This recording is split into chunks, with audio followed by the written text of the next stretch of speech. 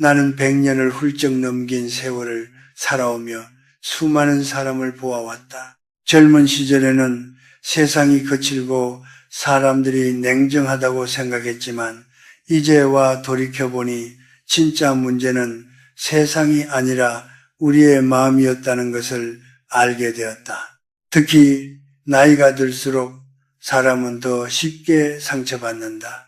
몸은 둔해지는데 마음은 오히려 더 예민해진다. 이 역설이 인생을 더 어렵게 만든다. 나는 어느 날 제자가 내게 물었던 질문을 아직도 기억한다. 교수님, 왜 저는 말 한마디에 이렇게 마음이 무너질까요? 그 질문은 사실 그 제자만의 것이 아니었다. 우리 모두의 질문이다. 자식이 전화를 받지 않으면 서운하고 며느리의 짧은 인사 하나에도 괜히 가슴이 답답해진다. 친구가 무심한 듯 말하면 그날 밤은 뒤척이며 보내게 된다. 이런 경험 한 번쯤은 있지 않은가? 많은 이들이 이런 순간에 스스로를 탓한다. 내가 너무 예민한가? 왜 이렇게 마음이 약할까? 그러나 나는 분명히 말할 수 있다. 그것은 약함이 아니다. 다만 아직 마음을 다루는 법을 배우지 못했을 뿐이다. 나 또한 젊은 시절에는 감정에 휘둘리며 살았다.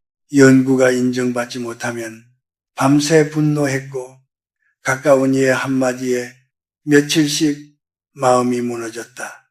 하지만 세월이 흐르며 깨달았다. 감정은 외부에서 오는 것이 아니라 내 안에서 해석되어 만들어진다는 사실을 한국의 위인 이순신 장군은 이런 말을 남겼다.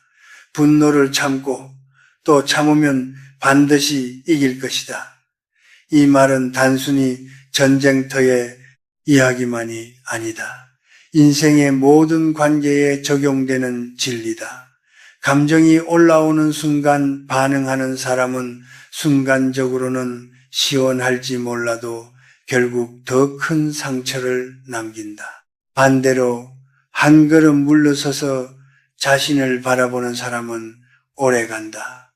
요즘 통계를 보면 노년층의 가장 큰 스트레스 원인은 건강이 아니라 인간관계라고 한다. 자식과의 거리, 배우자와의 갈등, 친구와의 소외감, 이 모든 것은 결국 감정의 문제에서 시작된다. 마음이 먼저 반응하고 그 반응이 관계를 흔들어 놓는다.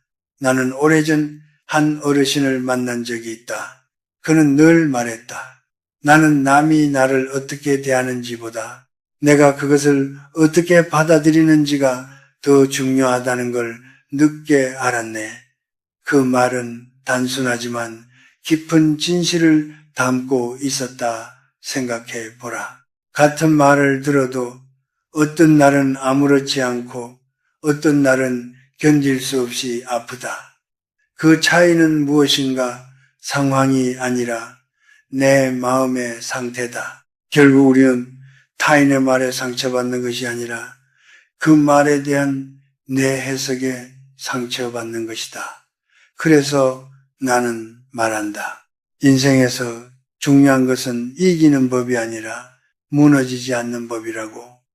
나이가 들수록 더 필요한 것은 강한 체력이 아니라 흔들리지 않는 마음이다. 감정이 일어나는 것은 자연스럽다. 그러나 그 감정에 즉시 끌려가는 것은 선택이다. 그 선택을 바꾸는 순간 인생은 달라지기 시작한다. 나는 이제 감정이 올라올 때마다 스스로에게 묻는다. 이 감정은 정말 중요한가? 지금 반응해야 하는가? 대부분의 경우 대답은 아니다였다. 그리고 그 아니다가 쌓이면서 내 삶은 훨씬 단순해졌다. 젊은 시절에는 모든 것에 의미를 부여하고 싶어 했다. 그러나 100년을 살아보니 알겠다. 대부분의 일은 그냥 흘려보내도 되는 것들이었다.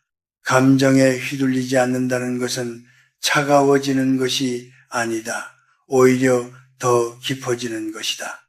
물이 깊을수록 조용하듯이 사람도 깊어질수록 쉽게 흔들리지 않는다. 이 이야기를 듣는 당신에게 묻고 싶다. 당신은 지금 정말 반응할 필요 없는 일에 마음을 쓰고 있지는 않은가? 만약 그렇다면 오늘부터 단 하나만 기억하라. 모든 감정에 즉시 반응할 필요는 없다는 사실을. 그것이 내가 100년을 살며 얻은 첫 번째 깨달음이다. 나는 오랜 세월을 살며 한 가지 분명한 사실을 깨달았다. 사람들은 늘 이기는 법을 배우려 하지만 정작 인생을 끝까지 가는 사람들은 지지 않는 법을 아는 이들이라는 것이다. 젊은 시절에 나는 늘 옳고 그름을 따지며 살았다. 논쟁에서 지는 것을 참지 못했고 누군가 나를 오해하면 반드시 바로잡아야 직성이 풀렸다. 그러나 그럴수록 관계는 더 복잡해졌고 마음은 점점 더 지쳐갔다. 그때는 몰랐다. 그 모든 싸움이 사실은 이길 필요 없는 싸움이었다는 것을 나이가 들고 나서야 비로소 이해하게 되었다. 진짜 강한 사람은 이기는 사람이 아니라 흔들리지 않는 사람이라는 것을. 김구 선생은 이런 말을 남겼다.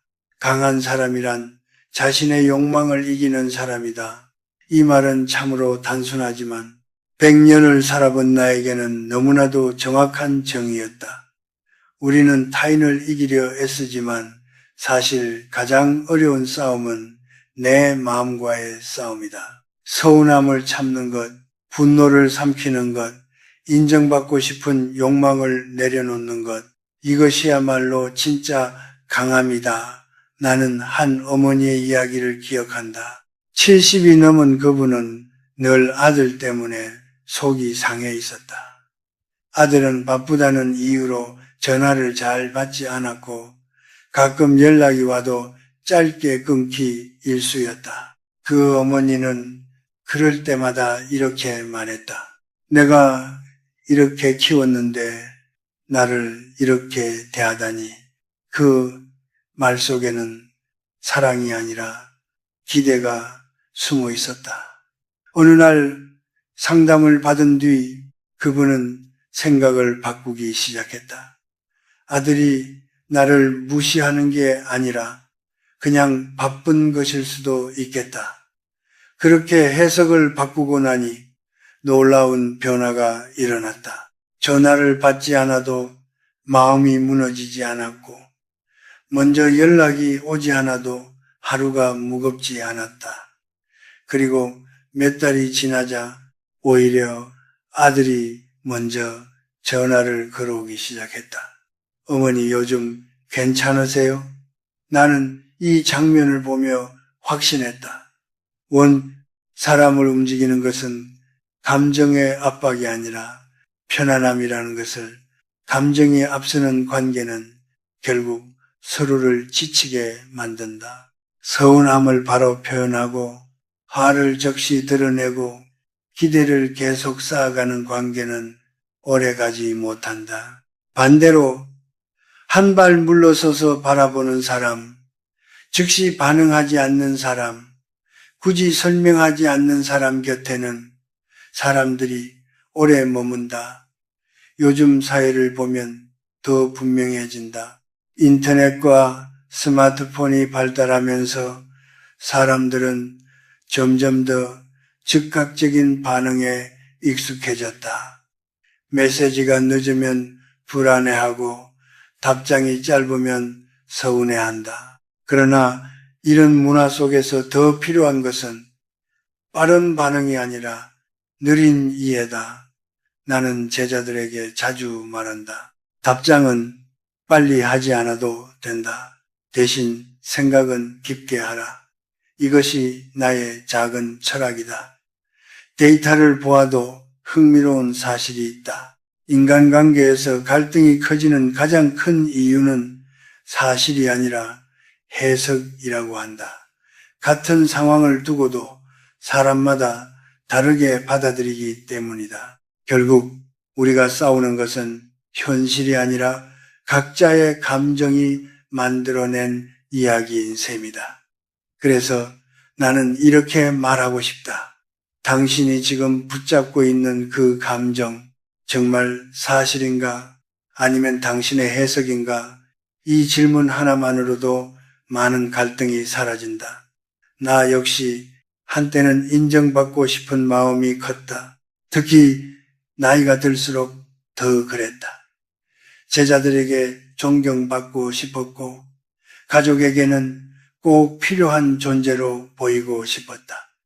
그러나 어느 순간 깨달았다. 인정은 요구한다고 얻어지는 것이 아니라는 것을. 세종대왕은 이런 말을 남겼다. 사람의 마음을 얻는 것은 억지로 되는 것이 아니다. 이 말을 이해하는데 나는 평생이 걸렸다. 인정을 바라면 실망이 따라오고 실망이 쌓이면 분노가 생긴다. 그러나 기대를 내려놓으면 신기하게도 마음이 가벼워진다. 그리고 아이러니하게도 그때 비로소 사람들은 나를 더 존중하기 시작한다. 이것이 바로 지지 않는 삶이다. 지지 않는 사람은 싸움을 피하는 것이 아니다. 다만 싸울 필요 없는 곳에 에너지를 쓰지 않을 뿐이다. 말 한마디, 표정 하나, 사소한 오해에 마음을 다 쓰지 않는다. 대신 정말 중요한 것에만 집중한다. 100년을 살아보니 알겠다. 인생은 생각보다 길지 않고 우리의 에너지는 생각보다 귀하다. 그 소중한 에너지를 감정에 모두 써버린다면 정작 중요한 순간에 남아있는 것이 없다. 그러니 기억하라. 모든 싸움에 참여할 필요는 없다. 당신이 이기지 않아도 되는 싸움이 훨씬 더 많다. 그리고 그 싸움에서 물러나는 것이 오히려 가장 현명한 선택일 때가 많다. 나는 이제 웬만한 일에는 반응하지 않는다. 누가 나를 오해해도 굳이 설명하지 않는다. 시간이 지나면 알게 될 것이기 때문이다. 그리고 설령 끝내 알지 못하더라도 그것이 내 인생을 무너뜨리지는 않는다.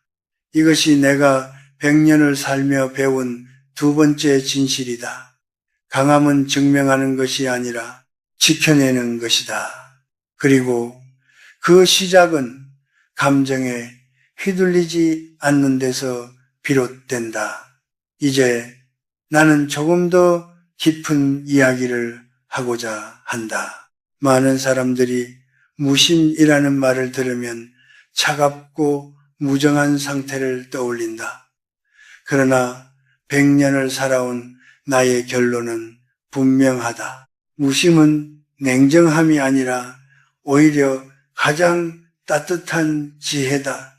무심이란 감정을 없애는 것이 아니다. 감정을 느끼되 그 감정에 끌려가지 않는 상태다. 나는 젊은 시절 감정을 억누르는 것이 강한 것이라 착각했다. 화가 나도 참고 서운해도 아무 말 하지 않고 속으로만 삼키는 것이 어른의 태도라고 믿었다.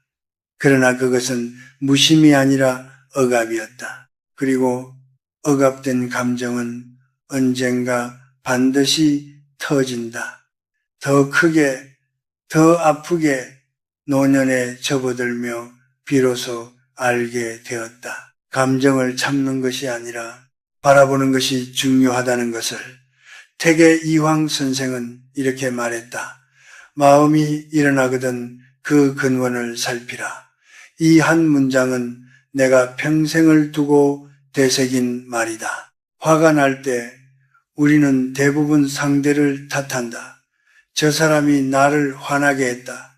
그러나 조금만 더 깊이 들여다보면 알게 된다. 그 감정의 시작은 상대가 아니라 나의 기대와 해석에서 비롯되었다는 것을 나는 요즘도 감정이 올라오면 잠시 멈춘다.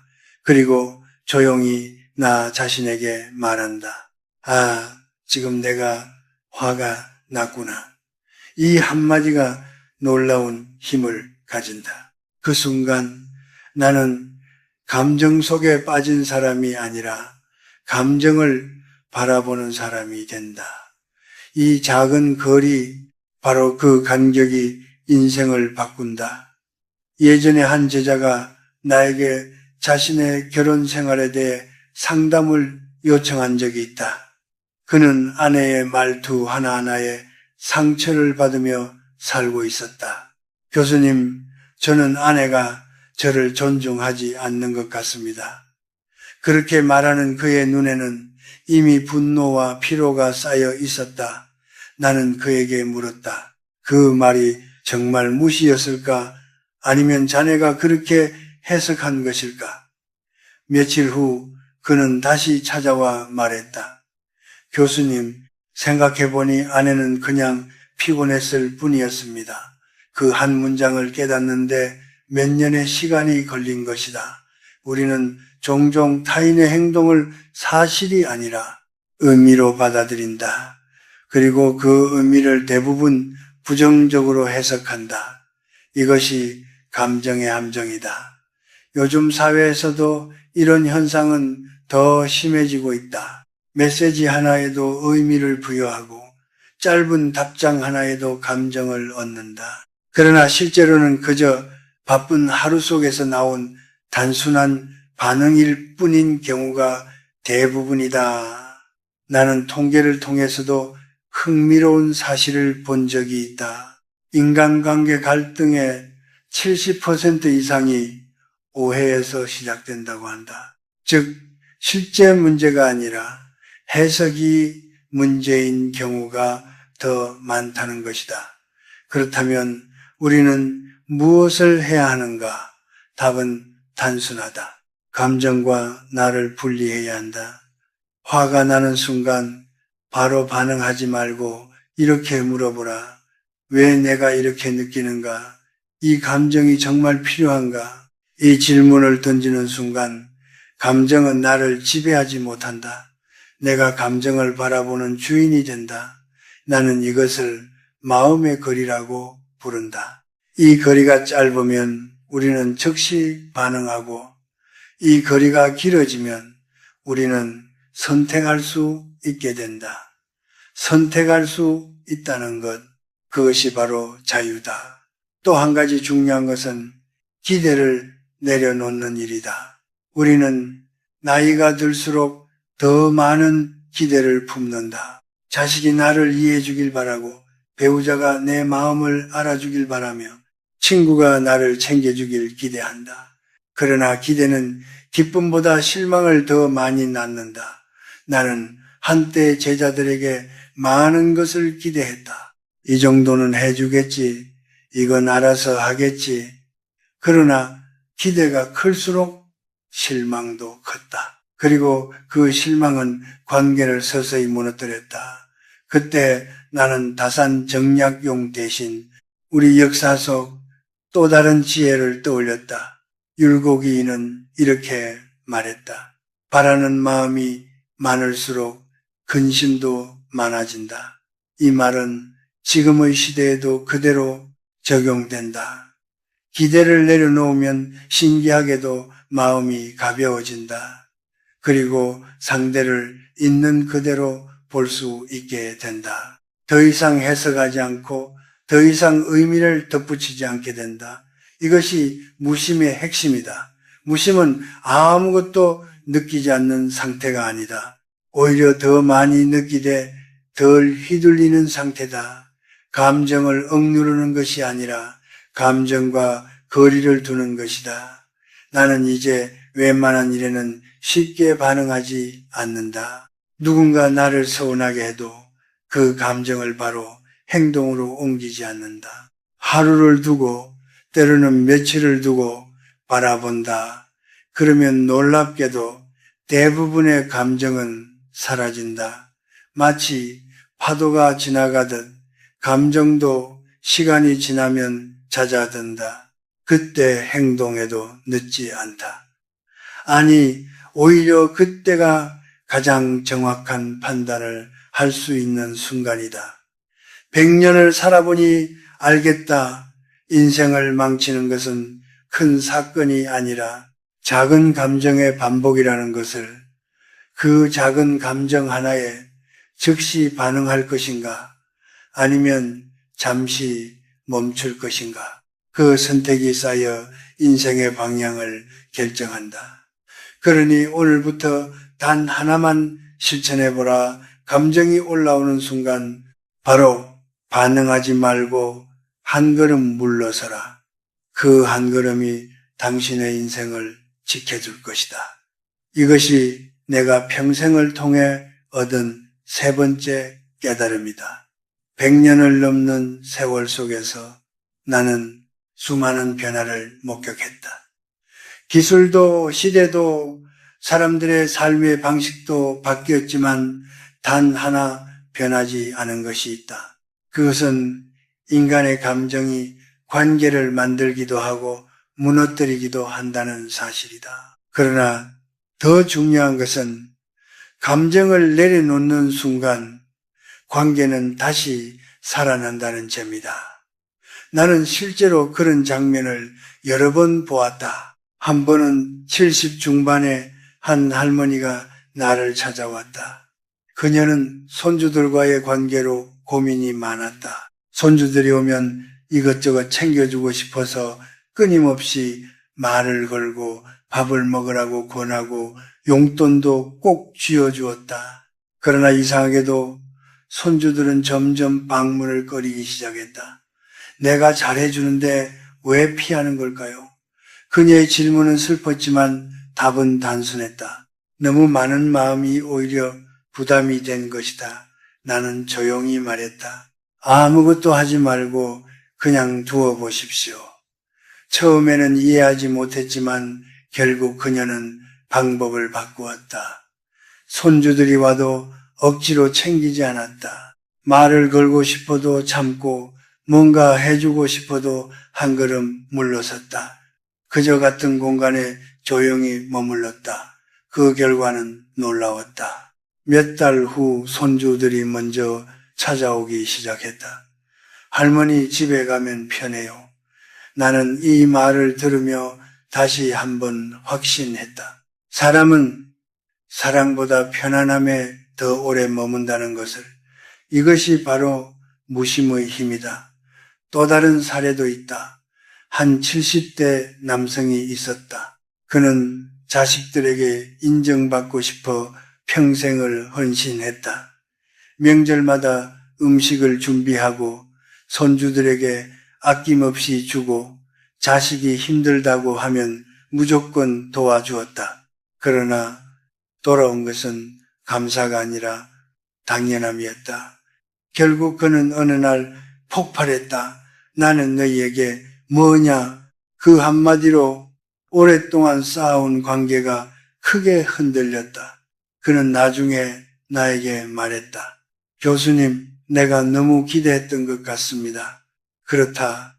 문제는 행동이 아니라 기대였다. 그 후 그는 태도를 바꾸었다. 더 이상 인정받으려 하지 않았다. 할 수 있는 만큼만 하고 나머지는 내려놓았다. 놀랍게도 그때부터 자식들의 태도가 조금씩 달라지기 시작했다. 먼저 연락이 오고 작은 감사의 말이 생겨났다. 나는 이 변화를 보며 이런 생각을 했다. 관계는 붙잡을수록 멀어지고 내려놓을수록 가까워진다는 것을. 요즘 사회에서도 이런 현상은 더욱 뚜렷하다. 특히 한국뿐 아니라 여러 나라에서 노년층의 외로움과 가족 간 거리감이 점점 커지고 있다는 연구 결과가 많다. 자녀들은 바쁘고 세대 간의 가치관은 다르다. 이런 상황에서 과거처럼 기대와 희생만으로 관계를 유지하기는 점점 어려워지고 있다. 그래서 더욱 필요한 것이 무심이다. 무심은 관계를 포기하는 것이 아니다. 오히려 관계를 더 오래 유지하는 방식이다. 억지로 이해시키지 않고 강요하지 않으며 상대가 편안함을 느끼도록 공간을 주는 것. 이것이 현대사회에서 가장 현실적인 관계의 지혜다. 나는 개인적으로 이런 경험도 있었다. 말년에 들어 제자들과의 관계를 돌아보며 나는 더 이상 그들을 이끌려 하지 않았다. 조언을 구하면 답했지만 먼저 나서서 가르치려 하지 않았다. 그러자 오히려 더 많은 제자들이 나를 찾아왔다. 교수님과 이야기하면 마음이 편합니다. 그 말은 나에게 큰 깨달음을 주었다. 사람은 가르침보다 여유에서 더 많은 것을 배운다는 사실이었다. 또 하나 기억에 남는 것은 한 노부부의 이야기다. 평생을 함께 살았지만 작은 말다툼이 끊이지 않던 부부였다. 그러나 어느 순간 남편이 변했다. 아내의 말에 즉시 반응하지 않고 그냥 듣고 넘기기 시작했다. 처음에는 아내가 더 화를 냈다. 왜 아무 말도 안 해요? 그러나 시간이 지나자 갈등이 점점 줄어들었다. 결국 아내가 먼저 말했다. 요즘은 싸울 일이 없네요. 싸움이 사라진 것이 아니라 반응이 사라진 것이다. 이것이 무심히 관계를 바꾸는 방식이다. 나는 종종 이런 비유를 한다. 감정은 불과 같다. 바로 쓰면 집을 태우지만 잘 다루면 밥을 짓는다. 중요한 것은 불을 없애는 것이 아니라 사용하는 방법이다. 무심은 감정을 없애는 기술이 아니라 감정을 다루는 기술이다. 그리고 이 기술은 나이가 들수록 더욱 중요해진다. 왜냐하면 노년의 삶은 관계의 밀도가 높아지기 때문이다. 가족, 자식, 손주, 오래된 친구들, 이 관계들이 삶의 중심이 되기 때문에 감정 하나가 삶 전체를 흔들 수 있다. 그래서 나는 말한다. 무심은 선택이 아니라 반드시 배워야 할 삶의 기술이라고 100년을 살아보니 알겠다. 사람을 붙잡는 것은 말이 아니라 분위기다. 감정이 아니라 안정감이다. 그리고 그 안정감은 무심에서 비롯된다. 당신이 조금만 덜 반응하고 조금만 덜 기대하고 조금만 더 기다린다면 지금보다 훨씬 편안한 관계가 당신 곁에 머물 것이다. 이것이 내가 긴 세월 속에서 확인한 네 번째 진실이다. 이제 마지막으로 나는 당신에게 아주 현실적인 이야기를 남기고 싶다. 무심은 깨달음으로 끝나는 것이 아니라 반복되는 연습 속에서 완성되는 습관이기 때문이다. 100년을 살아보니 분명히 알겠다. 사람은 하루아침에 변하지 않는다. 그러나 하루하루의 선택은 반드시 쌓인다. 감정에 바로 반응할 것인가 아니면 하루를 기다릴 것인가. 이 작은 차이가 결국 인생의 방향을 바꾼다. 나는 지금도 하나의 원칙을 지키며 산다. 오늘의 감정은 오늘 결정하지 않는다. 화가 나는 일이 생기면 그날은 아무 말도 하지 않는다. 서운한 일이 있어도 표현하지 않는다. 대신 하루를 보낸다. 다음 날 다시 생각해 본다. 그러면 놀랍게도 대부분의 일은 이미 마음속에서 작아져 있다. 이 단순한 습관이 나의 삶을 얼마나 편하게 만들었는지 모른다. 한 번은 한 제자가 이렇게 물었다. 교수님, 그렇게 참고만 살면 속이 터지지 않습니까? 나는 웃으며 대답했다. 참는 것이 아니라 선택하는 것이다. 무심은 억제가 아니라 선택이다. 감정을 쌓아두는 것이 아니라 감정을 흘려보내는 것이다. 김대중 전 대통령은 이런 말을 남겼다. 인내는 쓰지만 그 열매는 달다. 나는 이 말을 젊을 때는 이해하지 못했다. 그러나 지금은 안다. 그 달콤함은 결과가 아니라 마음의 평온에서 온다는 것을 또 하나 중요한 연습이 있다. 바로 기록이다. 나는 평생을 글과 함께 살아온 사람이다.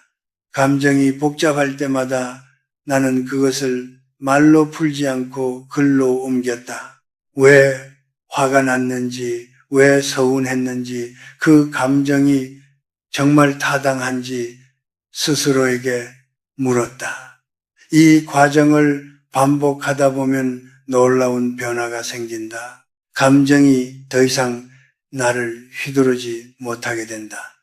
나는 감정의 주인이 되고 감정은 그저 지나가는 손님이 된다. 요즘은 많은 연구에서도 이 사실을 뒷받침하고 있다. 감정을 글로 표현하는 사람은 그렇지 않은 사람보다 스트레스가 낮고 인간관계 만족도가 높다는 결과가 있다. 결국 옛사람들의 지혜와 현대의 데이터는 같은 방향을 가리키고 있는 셈이다. 나는 또한 이런 습관을 권한다. 모든 반응을 내일의 나에게 맡겨라. 지금의 나는 감정적이다. 그러나 내일의 나는 더 차분하고 더 이성적이다. 중요한 결정일수록, 중요한 말일수록 하루를 넘겨라. 이것만으로도 인생의 절반은 실수를 줄일 수 있다. 그리고 기억하라. 모든 싸움에 참여할 필요는 없다. 100년을 살아보니 대부분의 갈등은 시간이 해결한다. 굳이 내가 나서서 해결하려 하지 않아도 된다. 때로는 침묵이 가장 강한 선택이 된다. 나는 노년에 들어서야 비로소 품격이라는 것을 이해하게 되었다. 그것은 많은 것을 가진 상태가 아니라 불필요한 것을 내려놓은 상태였다. 말을 줄이고 감정을 줄이고 기대를 줄일수록 사람은 더 깊어진다. 안중근 의사는 이런 말을 남겼다. 하루라도 책을 읽지 않으면 입에 가시가 돋는다. 나는 이 말을 조금 다르게 해석한다. 하루라도 마음을 돌아보지 않으면 삶이 거칠어진다는 뜻으로. 그래서 나는 매일 나 자신을 돌아본다. 오늘 나는 무엇에 흔들렸는가? 무엇을 내려놓았는가? 이 질문이 나를 지켜주었다. 이제 나는 인생의 끝자락에서 확신을 가지고 말할 수 있다. 사람을 무너뜨리는 것은 큰 사건이 아니라 사소한 감정의 반복이다. 그리고 사람을 지켜주는 것도 거창한 지혜가 아니라 작은 거리 하나다. 감정과 행동 사이의 그 짧은 거리, 그 거리를 만들 줄 아는 사람이 끝까지 간다. 당신도 할 수 있다. 처음에는 어렵다. 말하고 싶고 따지고 싶고 설명하고 싶을 것이다. 그러나 한 번만 참아보라. 그리고 하루를 넘겨보라. 그 경험이 쌓이면 어느 순간 당신은 예전과 다른 사람이 되어 있을 것이다. 더 이상 쉽게 상처받지 않고 더 이상 쉽게 흔들리지 않는 사람, 함께 있어도 편안한 사람, 말이 없어도 깊이가 느껴지는 사람. 그것이 바로 노년의 가장 아름다운 모습이다. 나는 긴 세월을 지나오며 수많은 것을 잃었지만 단 하나 얻은 것이 있다. 바로 이 흔들리지 않는 마음이다. 그리고 그것이야말로 인생에서 가장 값진 자산이었다. 이제 마지막으로 당신에게 묻고 싶다. 당신은 지금 반응하지 않아도 되는 일에 마음을 쓰고 있지는 않은가? 만약 그렇다면 오늘부터 단 하나만 실천하라. 조금 늦게 반응하고 조금 덜 기대하고 조금 더 흘려보내라. 그것만으로도 당신의 인생은 분명히 달라질 것이다. 감정에 휘둘리지 않는 사람이 결국 끝까지 간다. 그리고 그 길의 이름이 바로 무심이다.